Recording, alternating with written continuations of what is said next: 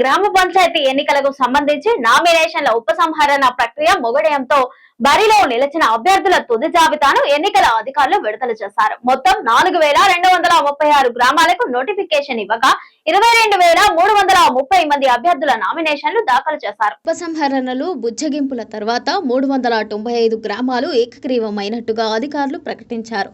వీటిలో వికారాబాద్ జిల్లా 39 గ్రామాలతో అత్యధిక ఏకగ్రీవాలు నమోదు చేసింది. ఆదిలాబాద్ జిల్లాలో 33 గ్రామాలు ఏకగ్రీవం కాగా ఇది రాష్ట్రంలో రెండో స్థానంలో నిలిచింది. అత్యల్ప ఏకగ్రీవాలు నమోదైన జిల్లాలుగా కరీంనగర్, అలాగే హన్మకొండ, జగిత్యాల, పెద్దపల్లి నిలిచాయి. మరోవైపు 5 గ్రామాల్లో ఒక్క నామినేషన్ కూడా దాఖలు కాకపోవడంతో ఆ గ్రామాలపై ఎన్నికల కమిషన్ త్వరలో నిర్ణయం తీసుకోనుంది. ఎన్నికల ప్రక్రియ పూర్తయ్యాక మొదటి విడతలో 3,836 గ్రామ పంచాయతీలకు ఎన్నికలు జరిగినాయి.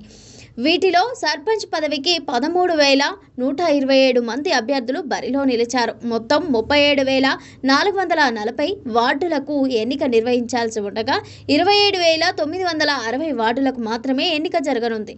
మిగిలిన 9,331 వార్డులు ఏకగ్రీవం అయ్యాయి. సర్పంచ్ పదవికి దాదాపు 22,000 నామినేషన్లు దాఖలు కాగా 8,095 మంది అభ్యర్థులు ఉపసంహరణ దాఖలు చేశారు.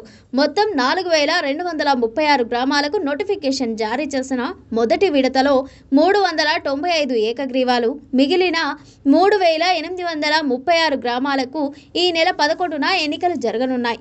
ఇలా ఎన్నికల ప్రక్రియ సక్రమంగా పూర్తి కావడంతో రాబోయే వారం రోజుల పాటు గ్రామాల్లో ఎన్నికల ప్రచారం ఉధృతంగా సాగనుంది.